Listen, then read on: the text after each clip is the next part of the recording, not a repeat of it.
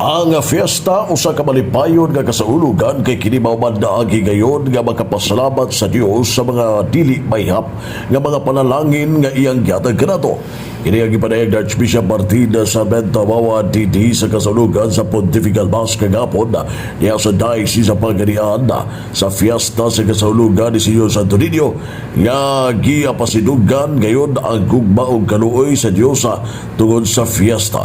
Tungod ini, may nugdanon nga sa pagsaulog sa fiesta imong priority ang pagsalmot sa Santos nga Misa nga sa dili pa mabista diya sa Lamesa o kangayan nga hinumduman usab sa matag usa ang gingon sa Santos nga si San Vicente de Paul nga sa panahon nga mukaon mangutana una kung sa matag kaugalingon kung angayan bang mukaon sa mapagkaon pinagi sa paghimo sa mga maayong butang kay pinagi sa pagsalmo sa Santos nga Misa mamahimon mang makakaon diya sa misa tungod sa mga nahimong maayong mga buhat.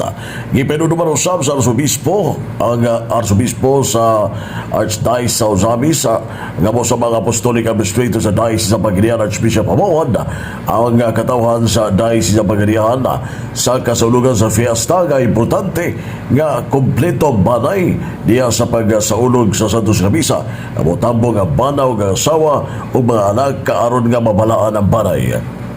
Giyatagan usab nga pagtagad sa nagunang magbalantay ang punto sa kasulugan sa fiesta diya sa Senyor Santo Niño des Cathedral sa Diocese sa Pagadian nga pagpili sa dalan sa kahayag ug talikdan ang kangitngit nga kinabuhi kaya balaan nga bata mo man ang padaan sa daan nga testamento nga doon ibataw nga prinsipe sa pagigdait nga magdala og kahayag aron kadto mga naglakaw sa kangitngit talikdan ang pagpagkasala og madanagan og biyaan mga gilad og mga ngiob nga bahin sa kinabuhi. Dawato naghayag sa Ginoo nga mao ang balaan nga Batang Jesus o pilion ang dalan sa kayag nga puno sa paglaom nga walay dagkong kangitngit sa sala nga mao'y makababag sa pagsidlak sa kayag sa Dios diha sa matag kinabuhi o pilion ang pagpuyo sa kayag ug puyan ang kahayag nga mao sa Jesus. Ano tibi kamaybayag sa nunang magbalantay sa Archdiocese sa Ozamis Archbishop Martin sa Bentawawa di dito kini sa kasaulugan sa kapistahan si Senyor Santo Niño diya sa Diocese sa Pagadian sa Senyor Santo Niño sa Katedral sa Santo Niño Cathedral sa Pagadian City. Si Senyor Santo Niño mao ang manunubos nga magadanag sa atong kinabuhi. Ilabi na diya sa mga ngiob nga suok sa atong kinabuhi. Labi na gayon sa atong pagpakasala. Biyaan nato ang ngiob ug ngilad nga bahin sa kinabuhi. Dawato nato ang dakong kahayag nga mao si Senyor Santo Niño. Pilion nato ang dalan sa kahayag nga puno sa paglaom.